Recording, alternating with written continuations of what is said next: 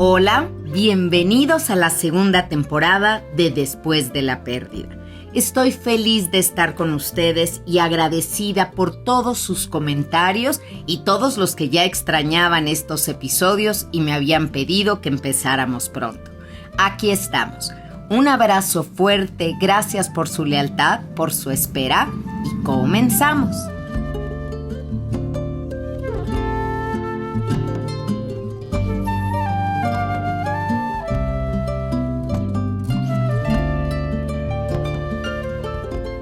Con nueva música estamos comenzando este podcast. La música también es de Álvaro Saldaña, como en la primera temporada. Es un músico mexicano extraordinario que compuso esta pieza especialmente para este podcast. Me siento muy honrada y agradecida por ello y sé que la van a disfrutar. El tema con el que vamos a abrir esta segunda temporada es un tema bien sensible: la muerte de los abuelos. ¡Ay! Se nos arruga el corazón de pensarlo, pero ¿a cuántas personas ahora en la pandemia no se le han muerto sus abuelitos? El abuelo y a lo mejor 15 días después la abuela, o el abuelo que ya era viudo y que había aguantado bien la viudez y había salido adelante de ciertos achaques, de pronto un día tiene un infarto y deja a la familia. Yo sé que este es un tema muy latino, porque en otros países tal vez no entienden por qué el abuelo o la abuela es tan importante para los mexicanos y los latinos en general.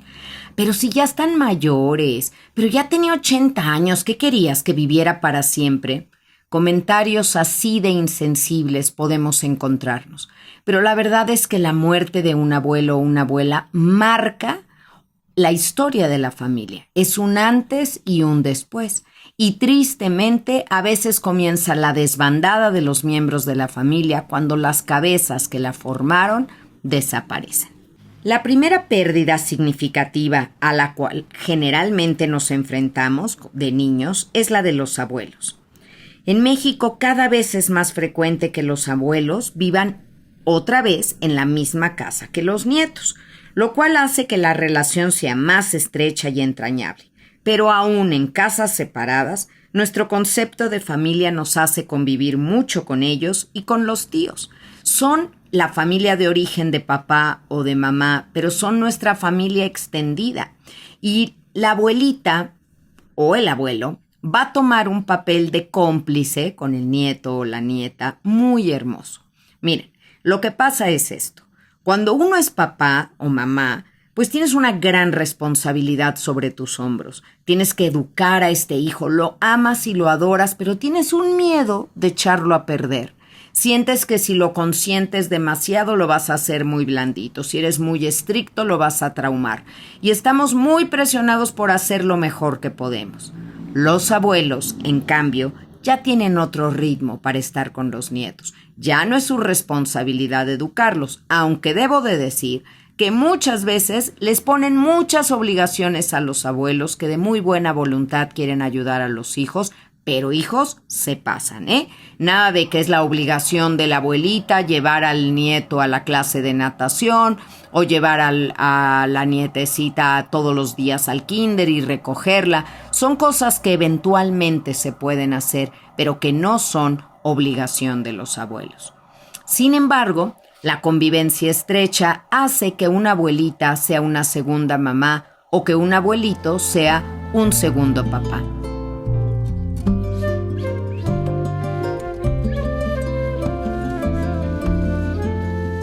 La casa de la abuela suele ser el centro de reunión familiar.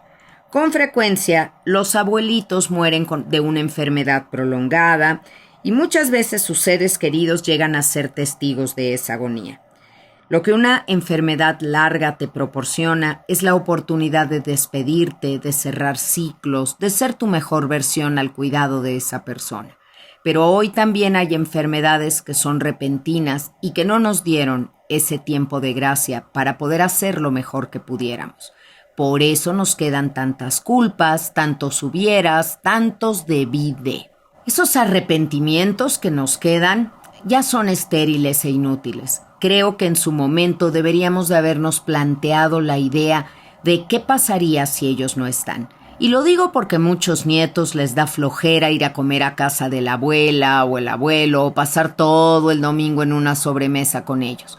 Se les hace aburridísimo. Y después, cuando ellos fallecen, se arrepienten enormemente del tiempo que no convivieron, de las cosas que no preguntaron y del cariño que no pudieron dar a tiempo. Creo que es papel de los padres enseñarle a los hijos, bueno, pues que hay que dedicarle tiempo a los mayores, que se alimentan básicamente de pan de dulce y del afecto de su familia. A mí me parece fundamental que una persona mayor pueda externar los miedos que tenga con respecto a la muerte, que pueda hablar con sus hijos o sus hijas e incluso con sus nietos de lo que cree que pasará cuando muera, de lo que quiere dejar como sus disposiciones y bueno, qué puede hacer al respecto para mejorar esto. Ahí podemos ayudarles muchísimo, porque hay mucho pensamiento mágico, muchos temores, muchas culpillas por ahí también que creen que a lo mejor no se van a ir al cielo o no van a descansar. Saben mi manera de pensar. Yo creo que alguien que muere, pues ya tuvo su graduación de vida. Y a partir de eso, todo está perdonado, porque lo que hayamos hecho, aquí se paga. Y aquí lo vivimos o aquí lo padecimos de alguna u otra forma. Yo creo que las personas mayores necesitan recibir ayudas de muchas formas, no solo porque su cuerpo ya no es el cuerpo fuerte que tenían antes, sino porque necesitan ayuda con la tecnología, necesitan ayuda para manejar un control de la televisión. Parece mentira, pero esto se vuelve complicadísimo con algunos aparatos. Que un nieto o una nieta tenga la paciencia de explicarles, de enseñarles, puede hacer una gran diferencia en la vida de los abuelos. Yo creo que cuando mueren los abuelos es el momento en el que uno se pone a preguntarse ¿cómo te gustaría morir? Si te gustaría morir como ellos o querrías tener una muerte totalmente diferente. Nos sacude enormemente ver cómo los hábitos que tuvieron les pasaron la factura. Si comían muchos dulces, si ya eran diabéticos, si tuvieron una vida sedentaria y les dolían las rodillas o las piernas o tenían dificultado su movimiento. Yo creo que nos confronta con que no hay más tiempo que vida y que las decisiones que tomemos hoy veremos que nos pasan la factura el día de mañana. Yo sé que si les preguntara, como lo hice hace poco en el diplomado con mis alumnas, el diplomado de tanatología que doy presencial, muchas de mis alumnas me dijeron que ellas preferirían morir en casa, tranquilas, quietas, que no quisieran ir a un hospital. Luego estuvimos hablando sobre la donación de órganos y se dieron cuenta que era mucho más sencillo si vas a donar tus órganos morir en un hospital. Estaban de acuerdo en hacer esa concesión, pero todas coincidían en algo. Querían morir acompañadas y sin dolor. Y creo que ese es el escenario ideal. La tendencia mundial ahora es a volver a morir en casa, porque el hospital es un lugar pues muy bueno para ir a recuperar la salud, pero muy inhóspito para morir en él, porque te alejan de tu familia, de tus cosas, del ambiente que conoces. Sin embargo, muchos familiares no saben qué hacer con una persona mayor enferma, ya sea crónica o aguda, y qué vamos a hacer al final y todo se va a complicar y aunque la persona mayor quiera morir en casa, al final acaban llevándola a un hospital. Me parece fundamental que todos estemos familiarizados con los derechos del enfermo terminal que están en internet, los pueden consultar y así saber que el enfermo o el adulto mayor tiene derecho a tomar decisiones sobre el final de su vida. La idea es contar con un proyecto de muerte, como lo tenemos para la vida.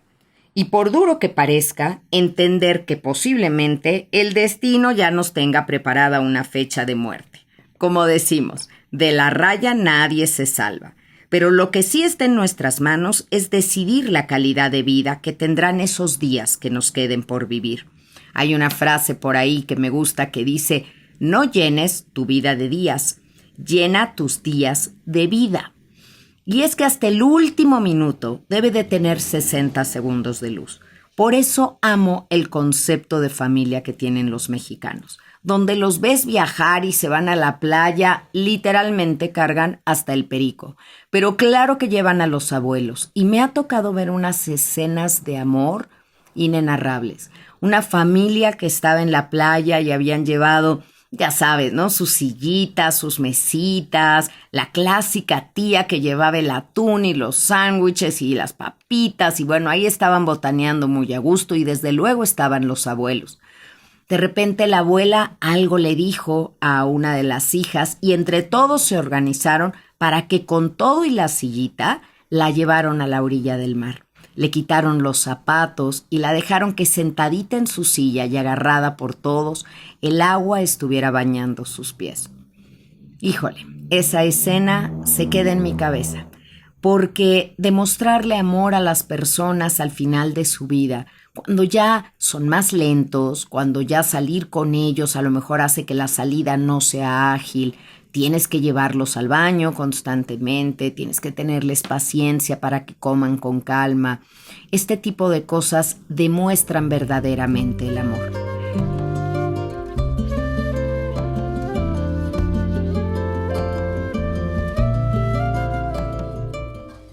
Quiero recomendarles aquí la lectura de mi libro Convénceme de vivir. Es un libro, yo qué les puedo decir, pero para mí es hermoso porque los comentarios que he recibido son muy lindos.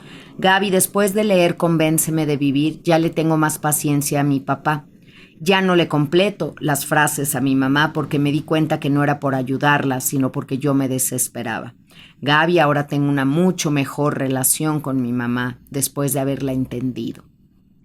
Creo que leer un libro narrado por una mujer de 81 años, que es su diario, nos lleva a vivir cómo se siente tener esa edad, mirarte en el espejo, caminar despacio y muchos pequeños detalles que ante la familia pues pasan de manera desapercibida, pero para una persona mayor son muy, muy importantes. Así que les recomiendo Convénceme de vivir, que está desde luego en formato impreso, está en iBook, en Kindle, pero también en libro, en audiolibro, está narrado con mi voz. Así que para todos aquellos que me dicen que mi voz les da paz, los invito a que escuchen Convénceme de vivir.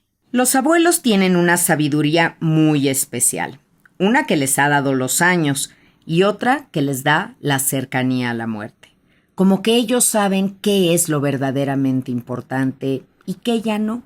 Entonces, cuando están jugando con un nieto, le dan toda la importancia. Vamos a colorear, vamos a jugar cartas, vamos a jugar carritos. Y los ves totalmente metidos en el juego. No están con un celular al otro lado, no están haciendo 3 cosas al mismo tiempo.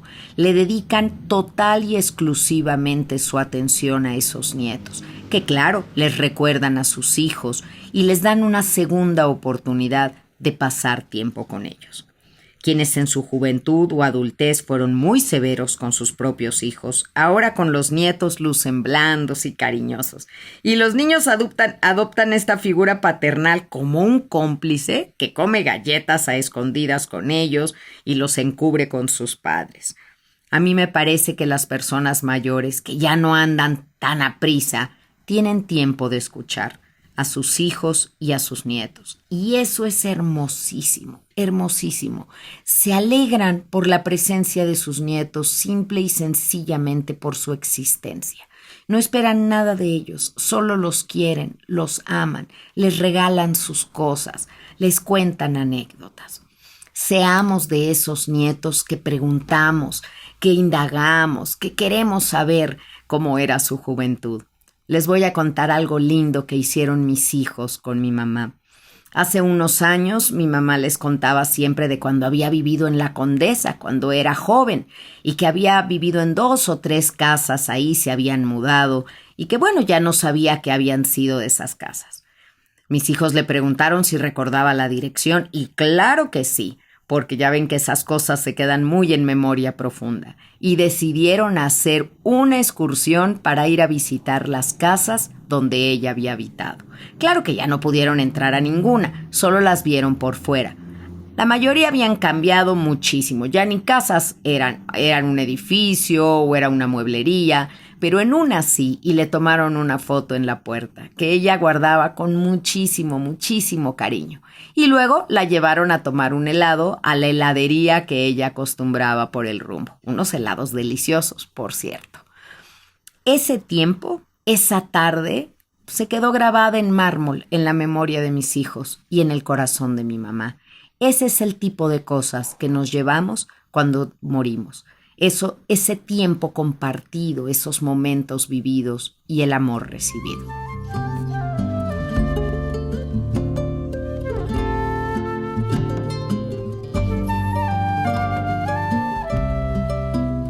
Así que los abuelos tienen tiempo para escucharnos, pero a veces los que no tenemos tiempo somos los hijos, que estando en otra etapa de la vida nos afanamos en el trabajo, en la construcción de un porvenir y en múltiples ocupaciones.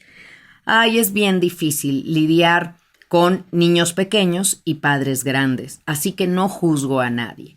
Pero que sirva este podcast para quien me esté escuchando y todavía tenga a sus padres mayores, para que les dedique tiempo, para que les invierta momentos significativos, que les haga preguntas acerca de su juventud. Y si ya los abuelitos se repiten y se repiten, pues es que de eso quieren hablar. Hablemos de eso con ellos. De ese mismo tema que lo repiten tantas veces, vamos a darle muchas vueltas para abordarlo desde diferentes lados, pero sin desesperarnos y sin tratarlos mal. Bueno, cuando llega la muerte de los abuelos, el punto está en que los padres quieren evitarle a sus hijos a toda costa que sufran. Y esto es imposible, porque el precio de amar es el dolor de la ausencia. Así que cuando el abuelo o la abuela muera, pues los nietos van a sufrir y les dolerá, pero no tenemos ningún derecho a ocultarle a nuestros hijos, tengan la edad que tengan, si sus abuelos están enfermos, si están muy malitos o si ya sabemos que van a morir pronto. Los niños pueden con la verdad y tienen derecho a saberla, y los jóvenes también. Y por favor, no eviten que los niños o los jóvenes vean a sus abuelos porque se van a impresionar. Mejor que lo recuerden como era. No quiero que lo recuerden así. Tenemos que enseñarle a nuestros hijos que lo que le pasa al cuerpo no le pasa al alma, y que si lo vemos conectado a máquinas, a un oxígeno, con una gastrostomía, con una mascarilla de oxígeno o un suero, eso no es mi abuelo o mi abuela. Mi abuela es mucho más que eso. Acostumbren a sus hijos a ver a un enfermo a los ojos, ahí donde esté el alma, que no se distraigan con todas las ayudas que pueda tener afuera, que están ahí no para agredirlo, sino para ayudarlo a realizar sus funciones. Si acompañamos a los niños y les explicamos, es mucho mejor porque ellos van entendiendo en su cabecita que aquello que llamaban vida y que los abuelos disfrutaban, hoy ya no lo es más y merecen su graduación de vida.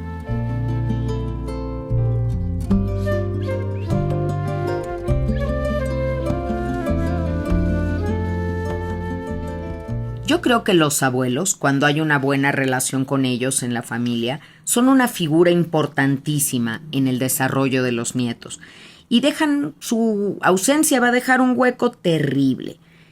A los niños hay que consolarlos y hablarles con la verdad. Y no me gustaría que les digan que su abuelito ahora es una estrella o que está en el cielo y desde ahí lo cuida. Y ya me imagino la cara que me están poniendo. ¿Cómo de que no, Gaby? Si eso me dijeron a mí cuando yo era niño y siempre he creído eso. Los niños de hoy no son los niños que éramos ayer. Y a los niños hay que hablarles con la verdad. Y muchos niños saben perfecto cómo se forma una estrella y saben que no tiene nada que ver con la defunción de una persona. Y también saben que, pues, qué clase de cielo sería un cielo en el que nos graduamos, llegamos ahí y desde arriba nos toca hacer exactamente lo mismo que hacíamos en la tierra, es decir, cuidar a nuestros hijos y a nuestros nietos.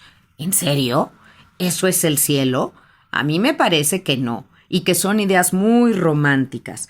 A mí me parece mejor decirle a un hijo o a un nieto que su abuelo vive en ellos, que ahí está en un gesto, en algo que aprendió, en algo que le heredó, en el tiempo que convivieron. Él vive en ti o ella vive en ti Es una mucho mejor frase de está en el cielo y desde allá te cuida, porque también hay que enseñarlos a que ahora tienen que cuidarse el doble, porque ya no está ese otro par de ojos para hacerse cargo de ellos. Y no es ser dura, es ser realista, porque cuando hablamos con los niños acerca de las realidades de la vida y la muerte, los estamos habilitando para la vida. Cuando les inventamos teorías románticas y preciosas, los estamos inhabilitando para el día que más adelante tengan otra pérdida, porque las pérdidas menores nos preparan para pérdidas mayores.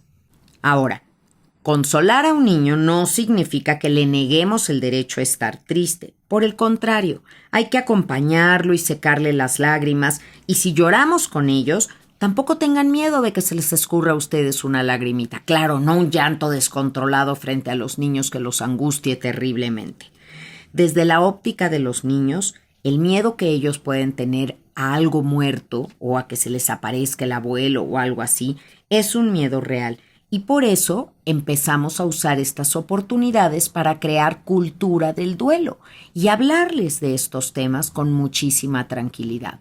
No hay por qué tener miedo a entrar al cuarto del abuelo, no hay por qué creer que abuelita se me va a aparecer. Vamos a ver la muerte tan natural como vemos la vida. Cuando nuestros padres pierden a sus padres, tenemos una doble pérdida a los nietos, porque nuestros padres están sumidos en la tristeza de su propio dolor y a veces no se dan cuenta que nosotros sufrimos.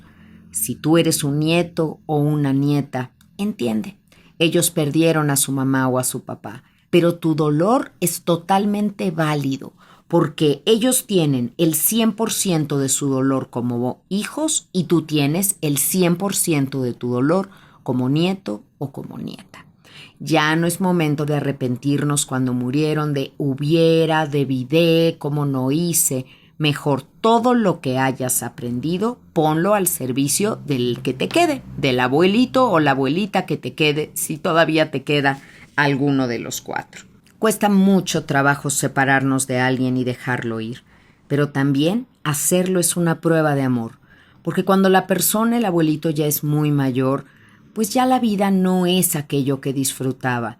Y claro, quiere quedarse por nosotros y nosotros queremos que se quede para estar con él. Aunque lo cuidemos, no importa, nos aplicaríamos a ello.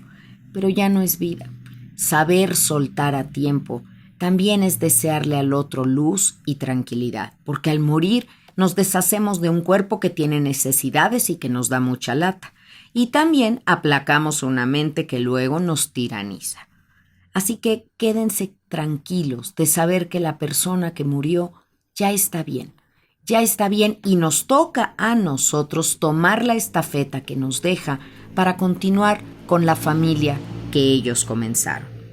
He escuchado a nietos decir, aunque estoy triste porque ya no está mi abuela, entiendo que su ciclo ha terminado y que está bien, y sé que mi mamá llora porque la extraña, pero no porque a mi abuelita le esté pasando nada.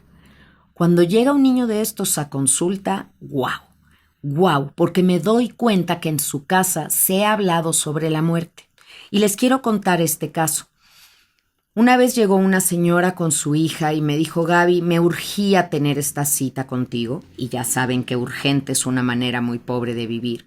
Porque yo cuidaba a mi mamá todo el tiempo, siempre estaba con ella. Pero te prometo que nada más salí por las tortillas un minuto y mi hija se quedó con ella y en ese momento se murió mi mamá. Así que a mi hija le tocó estar ahí cuando murió mi mamá. Todo esto me lo decía delante de la niña. Así que me volteé con la niña y le dije, qué fortuna, qué suerte tuviste. Bueno, los ojos de la mamá se desbordaban, como diciendo que no me acabas de oír lo que te dije. Y traté de explicarle a la niña. Estar con alguien en el momento de su muerte es darle dignidad a ese momento, porque no moriste solo, moriste al lado de alguien que te ama, a diferencia que si esa muerte hubiera ocurrido en la calle o en un hospital, que bueno, también hay ángeles vestidos de blanco ahí que nos pueden auxiliar, pero qué bonito haber estado. A mí me parece un privilegio. Y le empecé a platicar a la niña como en mi práctica profesional como tanatóloga he asistido a miles, yo creo que sí, iba a decir cientos, pero puede ser que en 23 años ya estemos en los miles de usuarios a los que he atendido y me ha tocado estar en la recta final de su vida. lo cual considero un enorme privilegio. Es el momento, espiritualmente hablando, más importante en la vida de alguien. No es cuando haces tu primera comunión o tu bautizo o tu boda. Es cuando vas al encuentro de tu génesis, de tu creador. Regresas a la fuente, como sea tu creencia religiosa, espiritual o energética. Pero es un momento espiritual de mucha profundidad. Estar ahí o tomarle la mano a alguien, lejos de dejarnos traumados, nos ayuda para que el día de mañana podamos procesar lo que pasó. Créanmelo, es mucho mejor haber estado ahí que no estarlo y completar todo lo que no te dan de información con fantasía.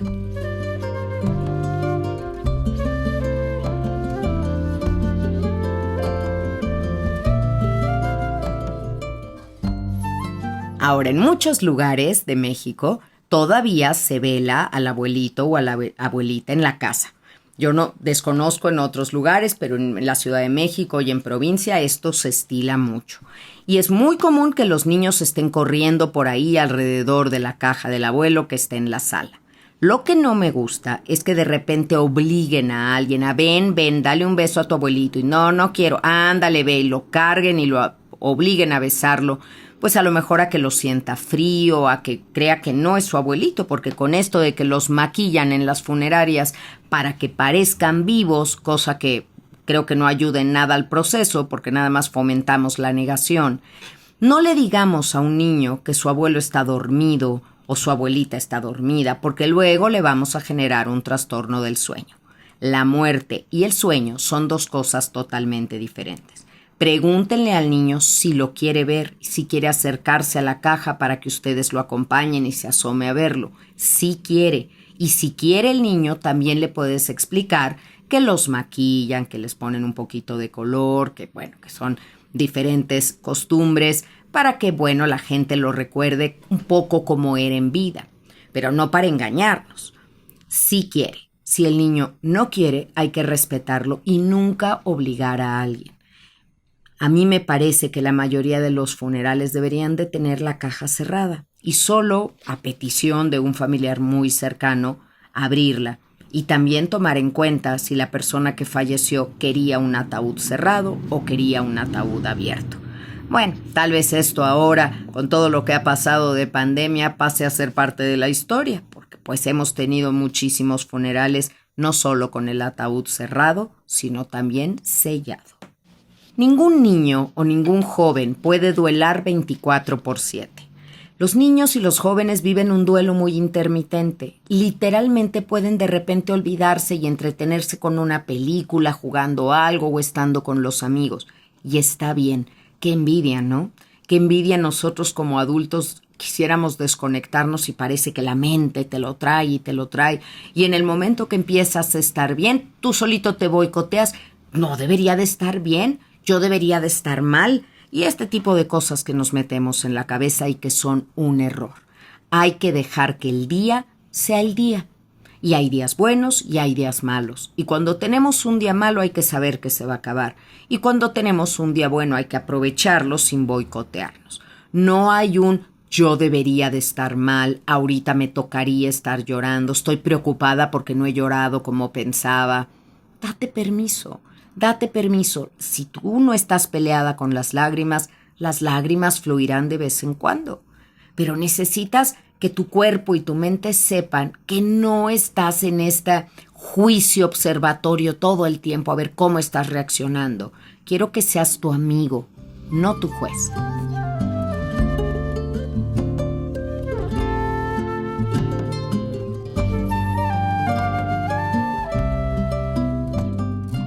Entonces volvemos a las recomendaciones antes de que fallezca el abuelo. Me parece que no debemos de minimizar lo que le está pasando al abuelo o a la abuela y solo decir está enfermito. No. Aquí hay que usar la palabra muy enfermo, muy, ¿ok? Para que cuando el niño se enferme no piense que él también va a morir, sino decirle muy enfermo. Y así le vamos dando oportunidad de hacerle un dibujo, de despedirse, de irlo a ver un ratito. Yo creo que así el duelo va a ser mucho más llevadero a que de pronto dejen de verlo o el niño sepa que le están ocultando algo. Los pequeños intuyen mucho más de lo que les decimos con palabras y sienten el dolor de sus padres. Y pueden creer que algo de lo que está ocurriendo es su culpa, que ellos han hecho mal, y esto puede afectar su autoestima. Por eso debemos de incluir a los niños en el duelo, en darles las noticias personalmente, acompañados a su nivel. No les tenemos que dar más información de la que pidan, pero la información que demos que sea verdadera. Y si el abuelo o la abuelita murió, el niño o el joven va a sentir como el corazoncito arrugado y va a pensar, ¿quién sigue? Y es un pensamiento muy normal. Nos pasa también a los hijos, que cuando mueren nuestros padres sentimos que ahora nosotros somos la línea del frente y que los que seguimos somos nosotros. Esperemos que en muchos años, desde luego, pero es una sensación muy extraña saber que en esa cadena o en ese orden de la vida que ya hemos dicho que no existe, pero que nosotros queremos creer que sí, primero abuelos, luego tíos, papás y luego nosotros, ¿no? En el mismo nivel de primos o hermanos, es como la siguiente generación. En lugar de pensar tanto cuándo me voy a morir, lo que tenemos que pensar es cómo quiero vivir. ¿Cómo puedo honrar la memoria de mi abuelo o de mi abuela? Tal vez haciendo las recetas que mi abuela cocinaba, tal vez guardando los anteojos de mi abuelo, conservando sus libros o alguna de sus cosas. Miren, yo tengo en mi consultorio un Quijote de 1947. Pero este libro, que perteneció a mi abuelo, tiene una historia preciosa, porque iba llegando cada capítulo del Quijote, venía en el periódico los domingos, llegaba como un suplemento. Y mi abuelito guardó todos los suplementos y ahí los tenía en su closet. Ahí estaba siempre guardado. Cuando mi abuelito murió y empezamos a sacar las cosas de su closet, pues yo creo que mi abuelita iba a tirar esos periódicos. Dijo, ¿qué hacen estos periódicos aquí? Y cuando veo lo que eran esos periódicos, le dije, abue, por favor, te lo pido, me lo regalas. Es un libro y ya le expliqué. Sí, mijita, quédatelo. Estaban ordenados perfectamente. No faltaba uno solo, cosa que mostraba quién era don Alberto, mi abuelo. Los mandé empastar y conservo ese libro. Ese Quijote está en mi consultorio. Tiene un lugar prioritario con un atril y esa es mi manera de honrar a mi abuelo. Uno de mis hijos, mi hijo mayor, lleva también su nombre porque fue una persona extraordinaria que vive en mí. Era una persona justa, era una persona culta y le he hablado mucho a mis hijos de él, pues para que ellos no lo conocieron, pero para que tuvieran ese recuerdo también de alguien que no estuvo presente en sus vidas, pero sí en su afecto y corazón.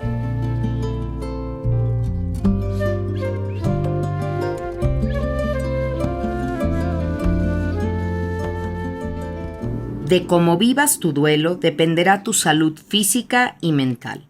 Todos llevamos en el cuerpo un mapa emocional de nuestra historia. La muerte de los abuelos a veces nos llega cuando somos muy pequeños o muy inconscientes, y es hasta que somos mayores cuando dimensionamos lo que esa figura significó en nuestras vidas. Cuando nos empieza a entrar la nostalgia de las navidades o el pavo o el bacalao de la abuela, o cómo en aquella época toda la familia estaba unida y no peleaban tanto como ahora, cómo se reunían con tíos y primos y cómo había esas festividades. Los abuelos tienen mucho mérito para que las familias sigan juntas y cuando mueren y comienzan pleitos de herencia y repartición de cosas, creo que manchamos de manera muy triste la memoria de ellos. Definitivamente, el abuelo o la abuela siempre tendrán un lugar en nuestro corazón, por lo cómplices que fueron con nosotros, por los detalles que tuvieron, por lo especiales que nos hicieron sentir. Porque los abuelos saben detectar cuál de los nietos necesita un cariño especial. A lo mejor porque son 3 hijos y uno es el consentido de papá y otro es el consentido de mamá. Y ese otro sándwich que queda por ahí, ese seguro que será el consentido del abuelo o la abuela.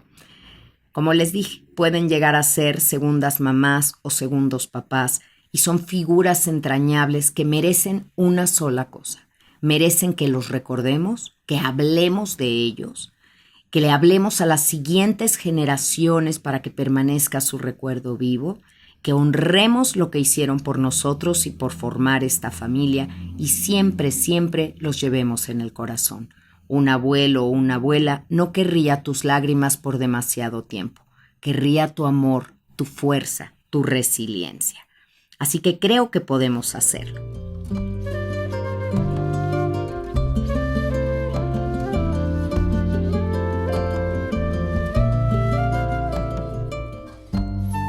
Que no se pasen de largo estos estupendos maestros, estos seres libres que ahora pueden sopear sus galletas sin ser censurados y que muchos afortunados de ellos pasan sus horas haciendo lo que realmente quieren hacer. Esos maestros que tuvieron la fortuna de llegar a ser libres y vivir no con tanta prisa. Esos abuelos hoy tienen un trono allá arriba en el cielo. Esa es mi creencia. Ustedes tal vez crean que están, no sé, energéticamente en todos lados, en el mar, en la misma casa, pero están. Y no necesitamos poner un altar de muertos el 2 de noviembre con sus fotografías para que no se olviden, porque este cortometraje de Coco les metió a muchos culpa. Es que yo no ponía ofrenda, pero ahora desde que vi que con eso se olvida a las personas, ya la pongo. A ver, eso no sucede. Los abuelos no se olvidan y si es su tradición poner un altar, pónganlo, pero pónganlo sin culpa, pónganlo porque les nace, no por esto, porque no necesitamos ni siquiera una fotografía ni una grabación con su voz para recordarlos. Habitan bajo nuestra piel. Bueno, y ahora tenemos 2 secciones. Vamos a continuar en esta segunda temporada con la gustada sección de las películas que tienen que ver con el tema que tratamos. Y en esta ocasión es una película argentina hermosa que se llama El hijo de la novia. Es un hijo grande, es una novia que tiene nietos y también tiene Alzheimer. Y este hijo se opone a la boda porque le parece una ridiculez que en la situación en la que está mamá se casen. Pero entiende tanto sobre el amor y tanto sobre dar a partir de ver el amor que le tiene el papá y que quiera casarse con ella. Es una película del 2001 de Juan José Campanella, una coproducción argentina que, bueno, se las recomiendo enormemente y escríbanme sus comentarios a ver qué les pareció esa película. Les agradezco a todos los que también de repente me recomiendan películas. Se los agradezco muchísimo y les prometo, me faltan horas en el día, pero también las veré. Y déjenme hacerles un comentario, porque va a haber una sesión, ahora también una sección, donde voy a leer comentarios de ustedes. Si ustedes no quieren que diga su nombre, no lo digo, pero quiero hacer esta nueva sección para escucharlos a ustedes porque sé que la duda que alguno tenga puede ser la duda que tengan muchos. Y me dice esta chica, que no diré su nombre: hola Gaby, hace una semana compré el libro de cómo curar un corazón roto. Empezaré a leerlo. Sí quiero salir del pozo en donde me siento. Son tantas cosas que he tenido que enfrentar desde ese día. Entre tantas cosas, en febrero del 2020 me realizaron una cirugía en mi cabeza para retirar un tumor y es probable que me vayan a realizar otra cirugía para retirar un pedazo de tumor que quedó ahí y que no se podía quitar en ese momento. En realidad tengo miedo, mucho miedo, y no quiero entrar de nuevo al quirófano. Siento que no puedo más con tantas cosas. Ay, gracias por escribirme, por tenerme esta confianza. Yo creo que si el quirófano es el camino para recuperar la salud, la búsqueda de la salud bien merece la pena. Son muchas incomodidades y sé que las personas que han tenido que estar una y otra vez internadas, híjole, ya están hartos de hospitales, están hartos de procedimientos, pero acuérdense que su lucha da testimonio del amor que tienen por la vida y les está enseñando a los suyos cómo se esfuerza uno por seguir aquí. No tiremos la toalla y dejemos de repetirnos en nuestra cabeza yo ya no puedo, porque si dices yo ya no puedo, concedido. Al contrario, Miéntete y miéntete hasta que empieces a creerlo. Di una más. Yo puedo, estoy encontrando fuerzas. Y si necesitas, haz planas con todo lo que quieres que realmente suceda en tu vida. Deja que el pensamiento positivo le gane al pensamiento negativo. Bueno, pues con ella, muchísimas gracias. Con este comentario empezamos esta nueva sección donde iré escogiendo los comentarios que me den y leeré 1 o 2 cada semana según me dé tiempo. Pues ya estamos listos con esta segunda temporada. Les recuerdo, por favor, que mis conferencias en línea y mi diplomado en línea están en gabitanatóloga.teachable.com. Mis 6 libros a sus órdenes: Cómo curar un corazón roto, Elige no tener miedo, Viajar por la vida, La niña a la que se le vino el mundo encima, Convénceme de vivir y Tu camino para sanar. Y síganme en mis redes sociales, @gabitanatóloga. Nos vemos la próxima semana. No nos vemos, nos escuchamos la próxima semana, porque ya estamos de vuelta con Después de la Pérdida, un podcast creado para ti con mucho, mucho amor.